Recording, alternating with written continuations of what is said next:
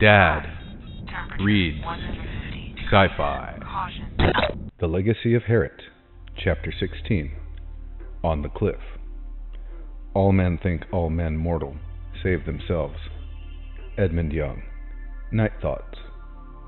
First, there was a humming. Mama was a good distance from the water, and her mouth was full of blood and feathers. She looked for insects swarming. If she found the nest, she would eat it whole. But the swarm sound was louder, now, and too uniform, and there were no dark clouds that could be insects. Something strange, in unfamiliar terrain. Mama made for the water, not yet fast, but already wary. The humming was louder as she reached the water. It came around a bend upstream. She couldn't see the intruder's shape. It was too distant yet, but it moved on the water, not through it. Moved fast.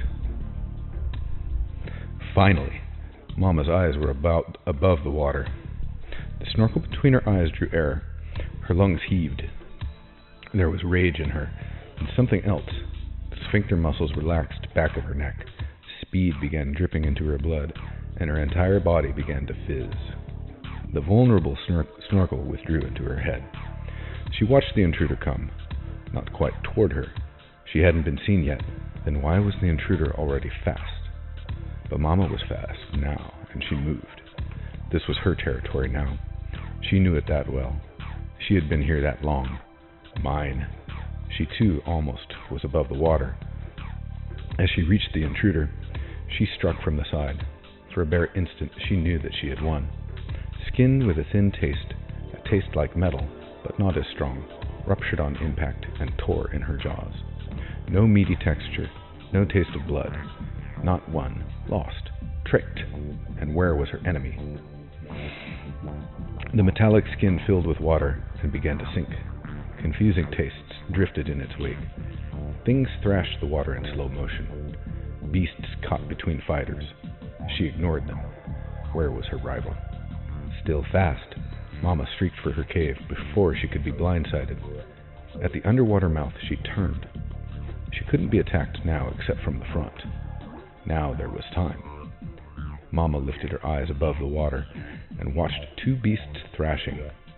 If meat were suddenly snatched beneath the surface, she would know that her enemy was below.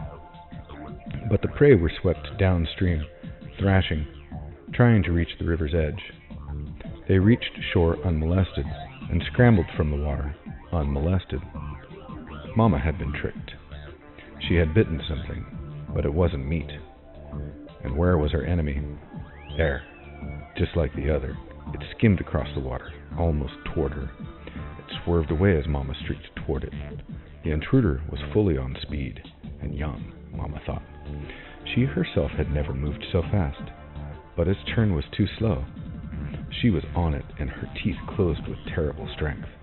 On thin, tough, tasteless skin, and flesh that ruptured, and bone that broke.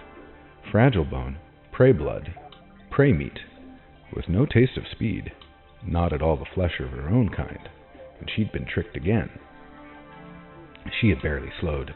She kept moving, fleeing the sight of her kill, curving toward safety, sliding across the bucking surface of the water. Where is my enemy? Where? Behind her, meat thrashed in the water, then subsided. More prey was climbing the cliff, unmolested, and that was hardly surprising. In the middle of a duel, one does not pause to dine. How may I lure my enemy?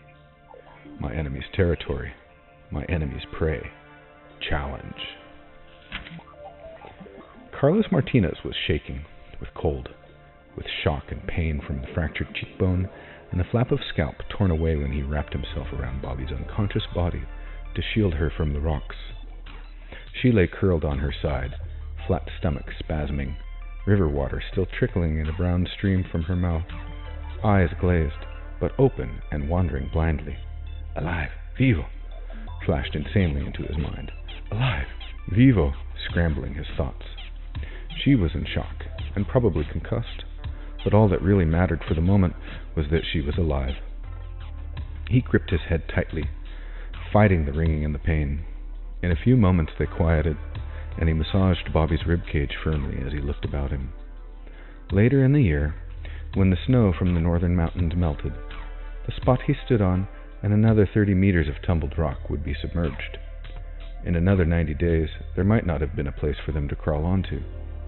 He and Bobby might have been dashed against steeply sloping walls of naked rock. A few hundred meters north or south, the water dashed against sheer cliff. As bad and barren as this shelf was, it still represented something very near a miracle. He would have to fight rapids or climb to get off the beach. He managed a quick prayer of thanks that he wouldn't have to try. Rescue would come soon. Thank goodness for the HoloLinks. The camp would have seen exactly what happened. His head throbbed. He kept up the steady, gentle massage on Bobby's ribcage. Her eyes fluttered open weakly. Carlos, what happened? We hit a rock. That had to be it. That was all that it could be. So why was there a wet red flag on part of the memory? Something trying to hide from him and warn him at the same instant. Carlos ripped his shirt off and wiped her face with it. She seemed flushed. He bundled the shirt and tucked it under her head. Not long now. Elliot Falkland would be fighting upriver even now. He managed a smile to think of the rotund engineer piloting his ways through the rapids. Bobby would have treatment within the hour, and tomorrow they would be able to laugh about this. The colony would already be sending out skeeters. He thought that he could hear the hum of a distant engine. I'll be right back, Chiquita, he said, kissed her softly. Her lips felt bruised and flushed. She reached for him, gripped at the wet cloth of his shirt. No, don't leave me, please. There was help out in the river. It tore him, but he pried her fingers loose. Shh, shh, I love you. I'll be right back, I promise, okay? Shaking, unconvinced, she nodded her head. Carlos scrambled over the rocks to the south, to a higher point where he could see the bend in the river. All he could see was the rush of the water, silver white with dark patches as it exploded over rocks and took sudden dips and turns. To either side, the mountain walls were steep, at least 40 near vertical meters of iron gray, roughly weathered rock. The crusty gray was interrupted by bands of lighter color. High tides? Geological separation? His mind wasn't working properly yet. From the new vantage point, he heard nothing, could see nothing, and that puzzled him. Where was Elliot? Then he saw. He's been wrecked too. Dear God! Elliot lay inert on a patch of rocks by the far shore. He must have been thrown clear. The second boat was no more than a few dark shreds of fabric which still fluttered, wedged into rocks. There was no sign of LaDonna. A dark spreading stain grew from beneath Elliot's head and dripped down into the rushing water. Carlos' stomach went sour and tight. I've got to help him. And then Carlos saw it. The thing ripped through the water like a black torpedo.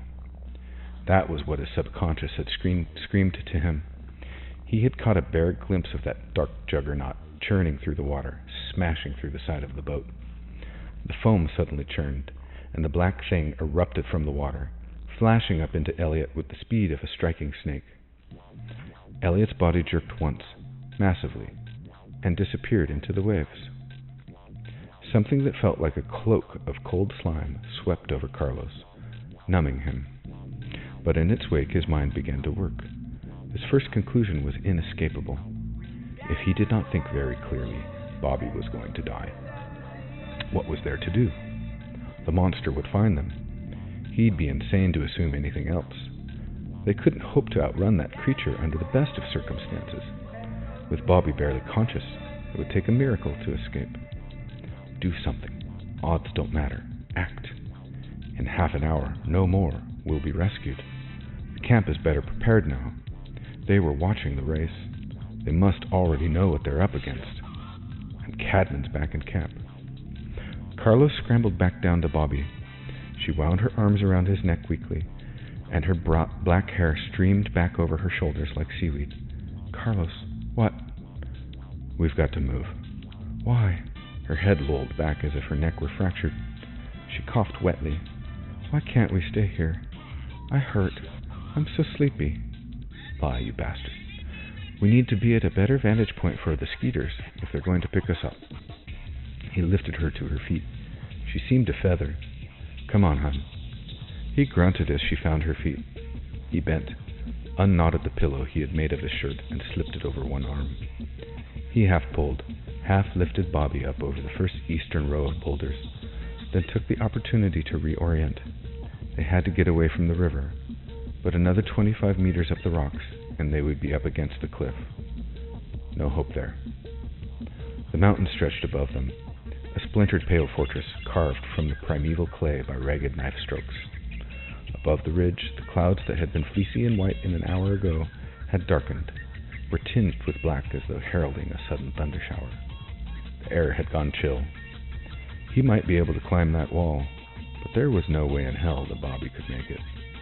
And there was no place to make a stand here. Nothing that would afford protection. What it looked like, he thought grimly, was a damn good place to die. There was an answer. Both of them could die.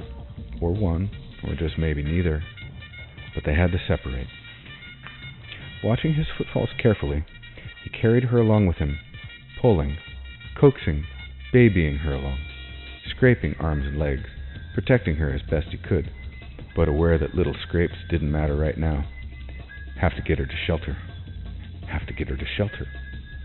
The going was steep now, and twice they almost fell. Once they did, sliding and skinning hands and knees. Bobby was a little more alert now, and more help. She managed to thrust a leg out, halting a tumble. He laughed weakly and kissed her forehead, and then pushed her up another few meters. Muscles tensing, tendons in his back stretching with the strain. Afraid to stop for rest, or to look back to see what was following them out of the water, Carlos helped Bobby up the sharp incline. The pounding in his head grew worse. They slipped again, and this time her thigh caught on a sharp spur and made a nasty gash. Damn! He whipped off his shirt and wrapped it around her leg quickly, before it could leak blood and destroy the tiny inspiration that had begun to flower. Above them, and to their left, was a shallow ledge, all but invisible from below. A single person might hide there. Maybe. Come on, just keep moving. She must have sensed, or seen some of the dread in his manner, because she was glancing back down at the river now, at the churning white and pale rushing blue. Carlos lowered her to the shelf. Perfect. There was even a slight overhang. If she crawled back into it, she would be safe. If all went well. He untied the hastily applied dressing and knotted the shirt into a tourniquet, applying it above the wound. Blood oozed in a sluggish stream. Good enough. One way or the other, it would do. He looked back out at the river. Nothing yet. Now he could remember. The image of Elliot's body disappearing beneath the surface, fat arms and legs slapping the water once. And another image. That of the first creature back at the colony as it dashed through the searchlights in a nightmare of fanged and taloned rage. He shivered. Now listen, he said, kneeling next to her. I lied to you. We're not up here to make it easier for a skeeter to pick us up. We're up here because there's another of those creatures in the water. I've got to go, to make a trail to lead him away from you. Her eyes widened. Her fingernails tore at his arm. But Carlos... Listen to me, he whispered fiercely. You've seen what those bastards can do. I don't want to give up what little chance we have. Bobby moved clumsily, trying to sit up. The blood trickling from the gash began to pulse more strongly. Your leg is bad. Don't make it worse. Carlos forced her back down. The leg. He had to do something, but there was no time at all. Only hope. I have a chance, he said. I don't think those things can climb as well as a human being. They're too heavy. He looked at the steepening wall. I can climb that damn mountain and keep it busy until someone gets here. It can't be long. When I'm gone, climb as far back into the shadows as you can. Keep pressure on the tourniquet as long as you can.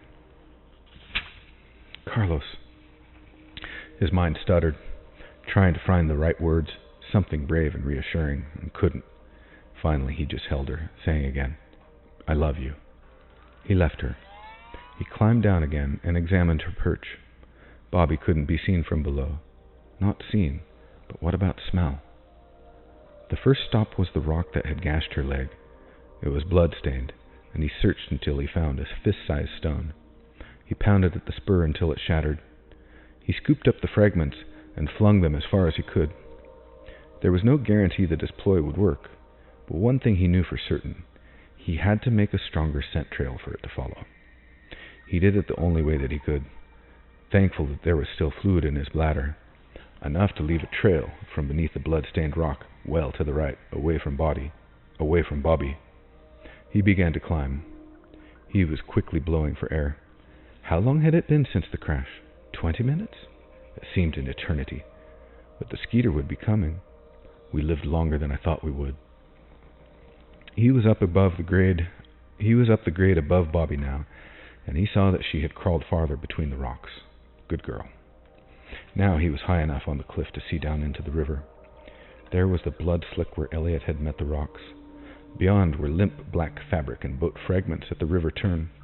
To the south there was nothing but the rushing river. Where were the rescue Skeeters? Where was... Oh, Jesus. There was movement in the water, and something moved up out of it as steady and inexorable as a titan, some god of the fishy depths. Carlos cried out reflexively. It was the same as the first creature, only larger, half again as large, and fleshier. It paused as if getting its bearing, then stared right at him. For one crazy, shameful instant he thought, let it have Bobby, let it have anything. Then it blurred, as if shot from the water by compressed air. It crossed the rocks, paused for an instant, then took off again, cutting an angular trail up toward the wall, paused and exploded into a series of zigzags that was like nothing so much as a crazy pinball game, then hit the wall and ran almost straight up at him. Carlos tried to close his eyes, to wait in darkness for a swift and terrible death, but didn't have time. It shot right past him and kept going until it perched on a rock shelf halfway between him and the top of the mesa. The creature crouched above him. It ignored Carlos entirely as it scanned the river and rocks far below. Except for the rapidly turning head, it stood entirely still, yet gave an illusion of motion, like an engine revving in neutral. What was it looking for? More boats? Whatever it was doing, it wasn't watching Carlos. It can move faster than anything I have ever seen, faster than anything I have ever heard of. I can't outrun it. It must have seen me, but it doesn't act like it. Maybe. The cliff was steep. A fall would kill him. Better that than the monster, he thought, but he couldn't make himself believe it enough to jump. He made his hand stop trembling, reached down, found a handhold, tested it. It was firm. He lowered himself a few inches, found a new hold, and the creature snarled, a high-pitched scream like a drill biting into metal. Carlos looked up into its vast, dark, disc-like eyes. The message in them was unmistakable. Where the fuck do you think you're going? Nowhere, he muttered under his breath. The creature watched him for another few seconds, then turned away. Carlos pressed himself into the rock wall. Between terror and confusion, he couldn't guess what his next move might be. But what does he think it's doing? Is it crazy? A crazy thought indeed. Carlos laughed, and it turned to look at him, and the laugh stuck jaggedly in his throat. It went back to scanning the river. At the shore was injured prey, dying. 2 more prey were climbing the cliff, characteristically clumsy. The enemy must regard these as hers. Mama planned her move, and then challenge. Mama charged across the water, straight at the feebly moving prey. Her jaw clamped on its hind leg. She dived beneath the froth, released the meat at once, and swam for her life. 3 seconds later, she surfaced far downstream to watch her enemy come to reclaim stolen meat. The corpse tumbled unmolested. Her enemy was too clever, far too clever for one so young. Of the other 2 prey, one had disappeared. The last was halfway up the cliff. Mama studied the cliff.